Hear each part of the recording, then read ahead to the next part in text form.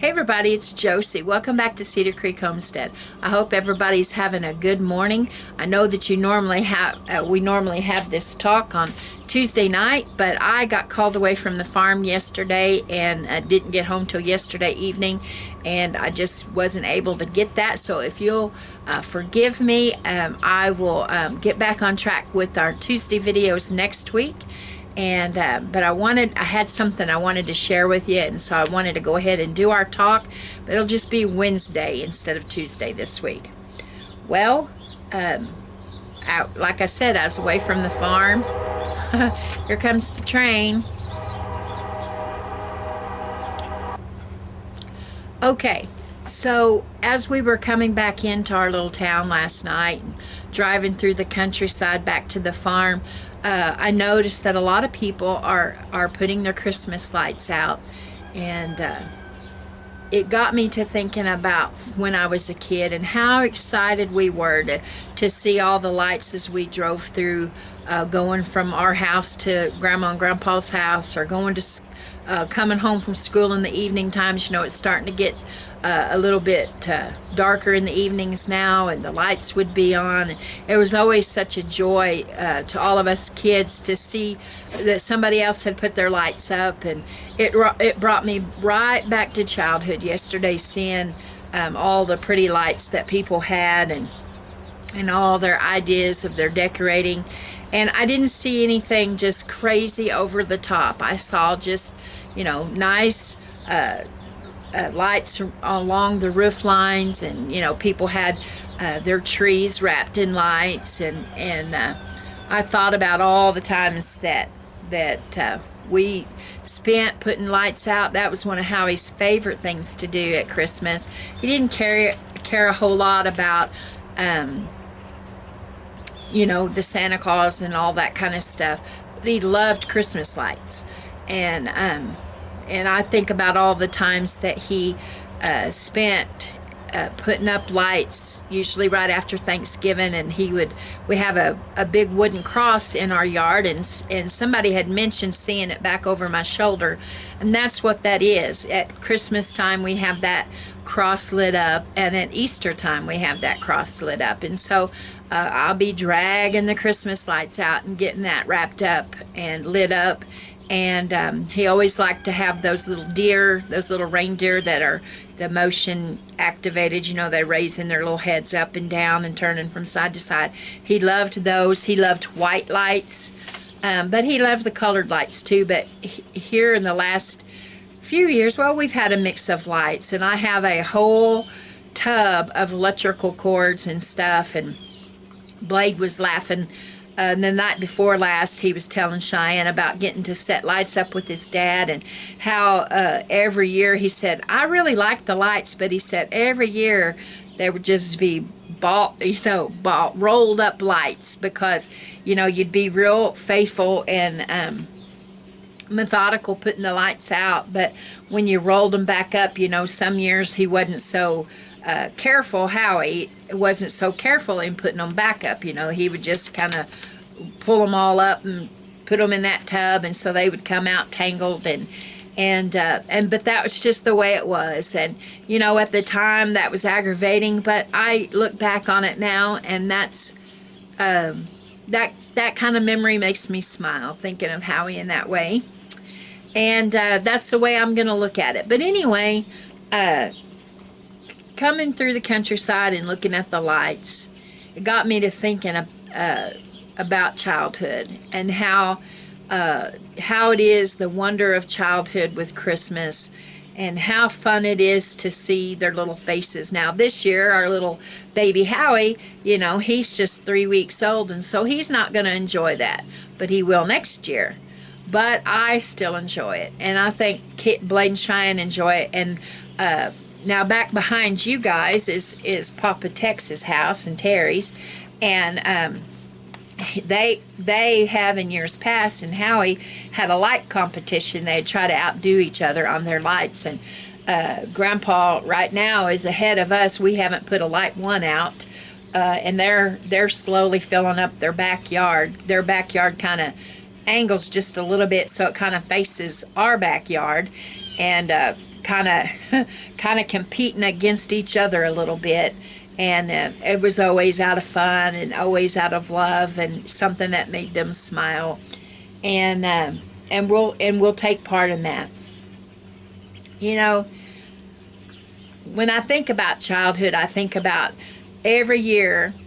I could almost guarantee, and I can still in my mind look back and see my grandma's tree and know the ornaments that were going to be on her tree, because it never changed. She might have one or two that was added that a grandkid made her an ornament, or one of the Sunday school kids made her an ornament, but you could almost guarantee that those ornaments were going to be the same every year. And that brought a little bit of comfort, just knowing that's what grandma was going to have. Now, I was a child in the 70s, and they, I don't know about in your area, but in my area and Howie's area too, they had ceramic classes for the ladies. And so my granny had several pieces of ceramics that her daughter-in-laws, my aunts, had made for her, and my grandma's sister had some that her daughters and daughter-in-laws had made for her. And over here at the same time, Howie's family were having some of those ceramic classes too, and painting and having stuff, because they have some of those pieces.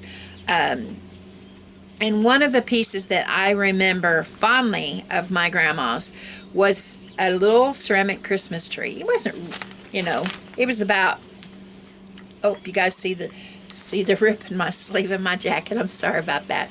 Anyway, it was probably not, it probably wasn't 2 foot tall, but anyway, it was a ceramic tree, and some of you may have them. They're becoming popular again now. You can see new ones that are made to look like those old trees, but grandma's had a base that had a plug-in, had a light bulb set in there, and then I think there was either 2 or 3 more pieces that sat on top of it. And they had my granny's was white and her sister's was green, and they had the little holes made in it where they put those little plastic, kind of make you think of the light bright toys that kids used to have. Those little pegs set down in those holes. Now grandma's, the tree was like a creamy white, and she had red cardinals on hers, and my aunt's was green, and then hers was the multicolored bulbs, and then they had hers might have had a star on the top, and grandma's still had the birds, the cardinals. And every year, as long as I can remember, up until my granny and grandpa passed away, that tree was set out at Christmas time. And I like that. I know, still in my mind, I can see what grandma's house was going to look like. Now my mom was big on Christmas, but hers changed somewhat year from year because she was crafty, and so she would make new ornaments to add to the tree every year. And she was country, and she liked antiques, and so it wasn't ever really anything extravagant or modern or anything like that. But her mama's changed, and you always knew too, when you went into their houses, grandma's house especially, was going to smell like cinnamon, because she always had one of those, when you walked in, there was a big pantry off to the side, pantry cabinets, and she would have this broom hanging there that had that cinnamon on it, and you always knew that her house was going to smell like cinnamon. There was always this big wooden bowl. I don't know where it's been there as long as I can remember. This big wooden bowl, and it was always going to be filled with mixed nuts, and had the crackers there, and you could crack the nuts. There was always homemade candies and all kinds of homemade treats that she began making in early December. And she would make candy she made fudge, and she made divinity, and she made all kinds of cookies and all kinds of treats. And then she would have to hide them because, family was always over all the time. And if she didn't hide them, she'd have to make them again. So, Christmas was just a magical time for me growing up. I still love Christmas, and I'm sure that it'll be even more enjoyable now that I'm a Meemaw and I get to experience all. My mother at Christmas time would really turn into a big kid herself. She loved Christmas, and she loved the wonder of Christmas. And really, that was one of the times of the year that I saw my mama being most joyful. And she would get as excited as us kids would for us to open our presents. Well, I didn't know at the time, I do now, but I didn't know at the time that my mama spent the entire year clothing us and providing things for us by going to yard sales and going to the thrift stores and the different things like that, and finding things and taking them home and washing them up and cleaning them up, including birthday presents and Christmas presents. Now, I won't say that we never got anything new from her, but a lot of stuff she got, and she spent time, especially with my sister and I. It was really easy to find dolls, and she would clean them up, you know, wash them and redo their hair and make their baby clothes or their Barbie doll clothes. Now, I'll have to tell you, I was raised with a bunch of brothers, and my mama loved dolls. And I didn't mind having dolls in my bedroom and sitting them on the shelf, or, you know, the idea of having them. But I didn't play with them because I wanted to play, and my brothers weren't going to play dolls or Barbies or any of that stuff. So I did have those things, and my mama took pleasure in those things. But as far as really sitting down and spending any amount of time playing with them, I didn't really do that. But she was sacrificing the whole year, making sure that she had something to give her children. And I'm thankful for that. I'm thankful that I know now the sacrifice that she made then. And I'm glad that then I didn't know everything, because I was able to enjoy opening those presents. And let me tell you, even with it being mostly thrifted things, we had a good Christmas. There was plenty of presents under the tree, and we would start out on Christmas Eve begging to open presents. And every year it was the same thing. It was one present. We'll open one present on Christmas Eve. And they would wait until, you know, it was almost bedtime for us kids. And we were thinking, well, this year they're going to stick by their guns. They're going to make us wait till Christmas morning. So we got to open one present. From then on, it was out of control, and they just let us, and it was just as, they were just as bad as what we were, wanting us to open the presents. So once we got started, it didn't stop until they were all open. In fact, I don't remember ever opening Christmas presents with my mom and stepdad ever on Christmas morning. It was always on Christmas Eve. Now, Dad and my stepmom, I believe they made my brothers wait until Christmas morning, and now they get to go and watch. One of my brothers still lives there in Pea Ridge, and another of my brothers lives out of state, and so they get to go over and watch the grandkids open their presents, and I know that it brings them a lot of joy to get to do that. But Christmas is a time of wonderment. Something else that I remember from Christmas is getting that big wish book. Now, those of you that are my age and maybe just a little bit younger than me remember getting the wish book from Sears. And I think JCPenney put out one for a while too, but the big thing for us kids was to get the wish book through the mail. And I think it actually came to my grandma's house, and then we got the wish book from her, and oh, we would just pour over the wish book, and, you know, mark dog-ear the pages and circle stuff and just dream and dream and dream. And it went through all of us kids all season long, back and forth and back and forth. We'd look at that wish book, and we would determine that that's what we were going to get. And, you know, it brought us so much pleasure, and I don't think we ever got anything out of that catalog. Unless somebody else bought it. I don't believe my parents ever went and bought anything from Sears. But there was such joy in just looking over that stuff and dreaming about it. And, you know, there was never any big holidays. A lot of people, when their kids get out, when their kids get out for Christmas break, they go on vacation and go somewhere, and that's fine. There was never any big vacations or any big extravagant things that we got to do. We were usually just around family, and we would spend that time playing and running and having fun and looking at the lights and going over to somebody else's house and having hot chocolate.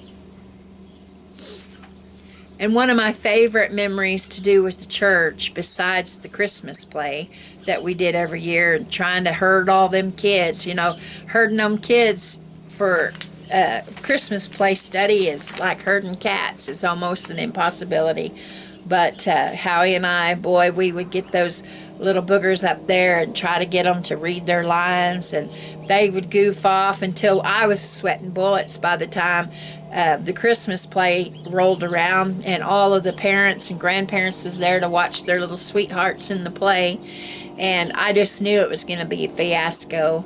And by the time I got everybody's costumes put on them, and all the gum made them spit their gum out and get ready to go, and it would all fall together. And every year people would exclaim, "That's the best Christmas play ever!" And I just would shake my head and think, boy, if they were the ones that had to try to direct these kids. But it was always fun, and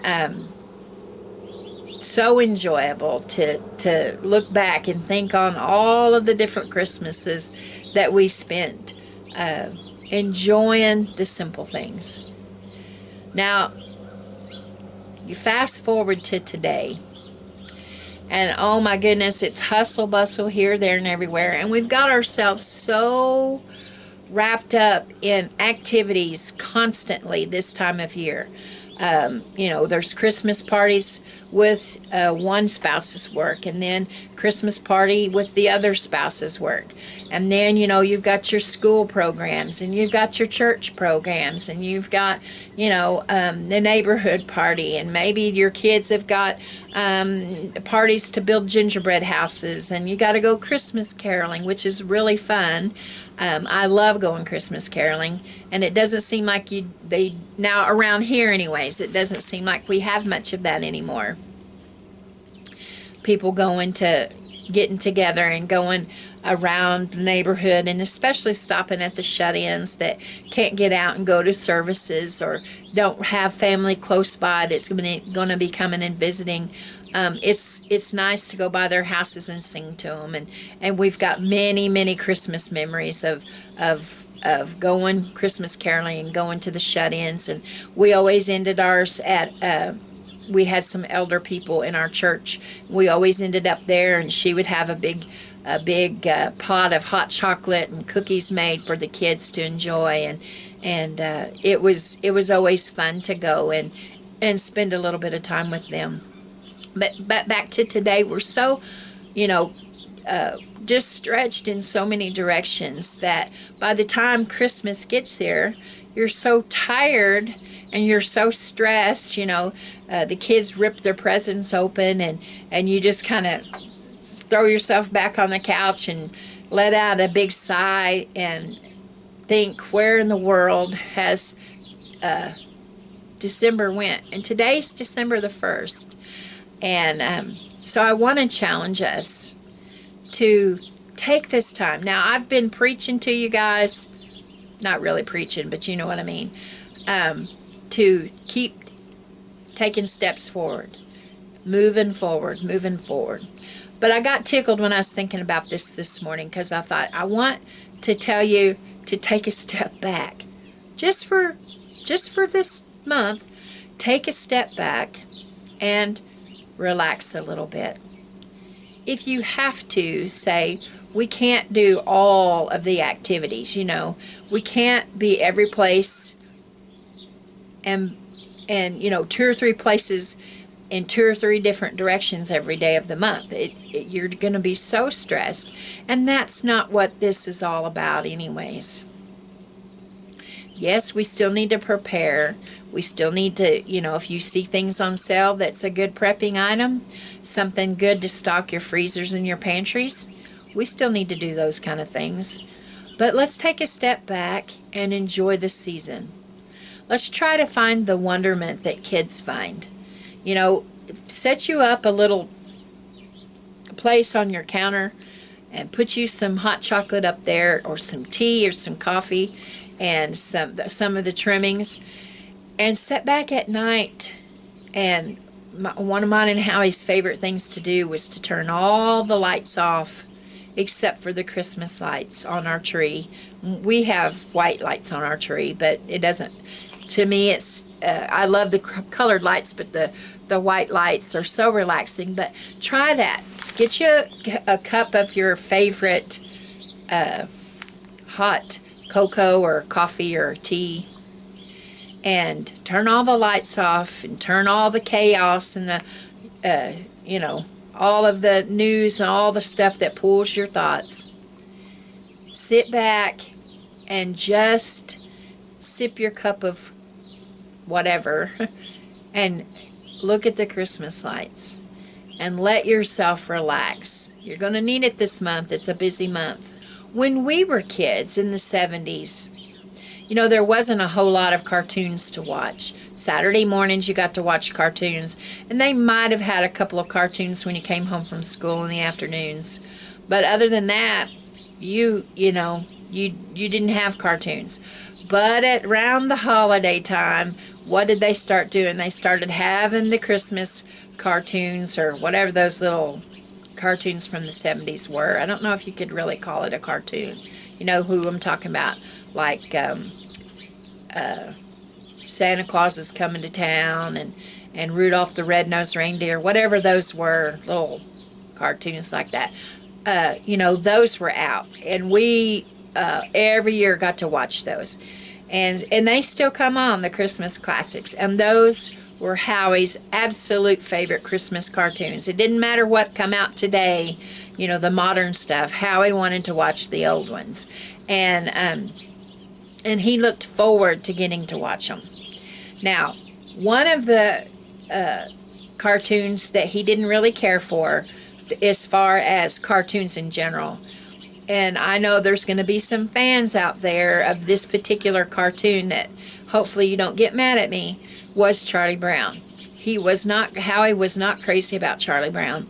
And I have to say, it seems like, as far as cartoons is what I mean, the little characters, he didn't mind them. But it seemed like they kind of were slow going. And we, as kids, we weren't crazy about them. The Charlie Brown Christmas cartoon is about the best that I've seen as far as really putting it out there what Christmas is all about. And if you'll watch that, you'll see that they do a pretty good job of depicting just exactly what it is.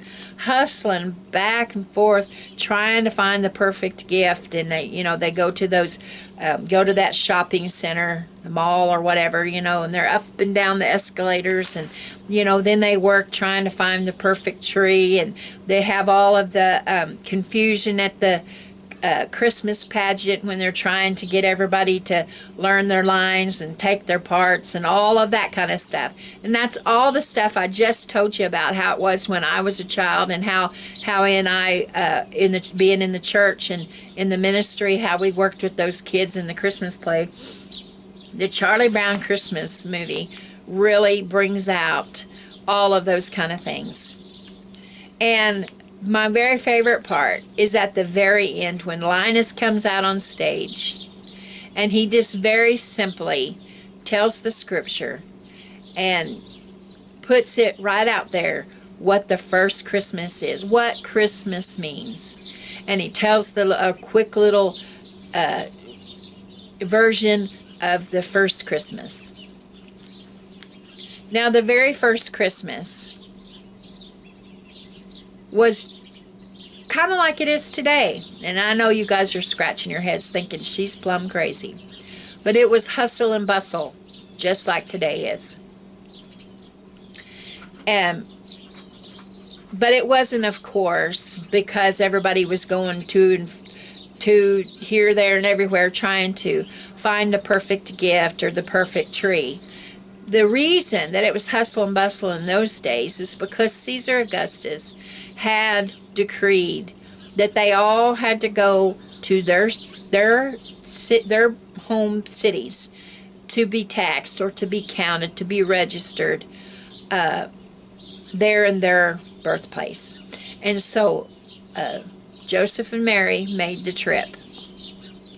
And the city was hustling and bustling because so many people were there trying to do just what they had been ordered to do. And I can imagine what it must have been like in those streets, trying to get through, you know, with their families and trying to find a place to stay. And, you know, you couldn't call ahead in those days and make a reservation. And so there they found themselves, there in the city. Mary fixing to have a baby, knowing that Joseph must have been terrified. You know, here he is with this, his little bride, knowing that she was soon to give birth. She gave the signal that, hey, we better find a place. Now, this is Josie paraphrasing again. And found that place in that little stable for Jesus to be born. Simple beginnings for the King of Kings and Lord of Lords. So I thought about that, and I thought, you know, what a perfect example. We received the greatest gift we could have ever received a long time ago. Now some will argue and say, well, it wasn't really December 25th and it wasn't really in the winter time. You know, that doesn't matter. That's a day set aside that we honor that event. I thought about what it must have been like there in that stable. Mary surrounded by farm animals and having this little baby, wrapping it in swaddling clothing. And I thought about how simple that it was. And that's what I want to challenge you guys, and me too, me and my family, this year, is to make Christmas a simple and peaceful time. I don't want to get caught up in the crowds and trying to find the perfect gift. And who knows this year if you'd even be able to find it. They're having all of the chaos and all of the problems and all of the things going on, out there on the not being able to get the supplies off the ships and all of the different challenges that they're having. And that's not what this is about. This is just to encourage us this year. Let's step back a little bit. Let's take a little bit of time to be calm and to be peaceful and to accept that maybe this year's the year for us not to be caught up in the hustle and bustle of things, but to get back to the basics of things and to enjoy our family, enjoy the season, take a little time to be quiet and reflective, and really ponder what Christmas is all about and enjoy this season. Now I know I'm going to have some challenges this year, and I'm preparing myself as best I can. But I feel like the Lord has just got his arm around my shoulder and saying, we're going to make it. This year, I want to challenge myself to go back to the wonderment of childhood and how it was to enjoy all of the things, the lights, being around your family, the wonderment, the joy. I want to have those things this year. And for me to have those things, I know that I have to pull away from all of the chaos and just step back and enjoy. So I challenge you guys to do the same. You know, if you have to say, I don't want to do that, or we just can't make 30, we can't be in 30 places at one time. December the 1st, 24 more days until Christmas. But let's make these 24 days that we enjoy with our whole being. Not concentrated on all of the things that try to pull us away, the things that try to steal our peace. Don't go out and try to find the perfect gift. Do something from your heart and enjoy the season. Guys, this is Josie. I love you guys, I really do. And I hope that I said something to encourage your hearts today. We know all the stuff that's going on around us, and we know the importance of those things. But let's take this time to really enjoy Christmas of 2021 with peace and wonderment. Till next time, we're gone.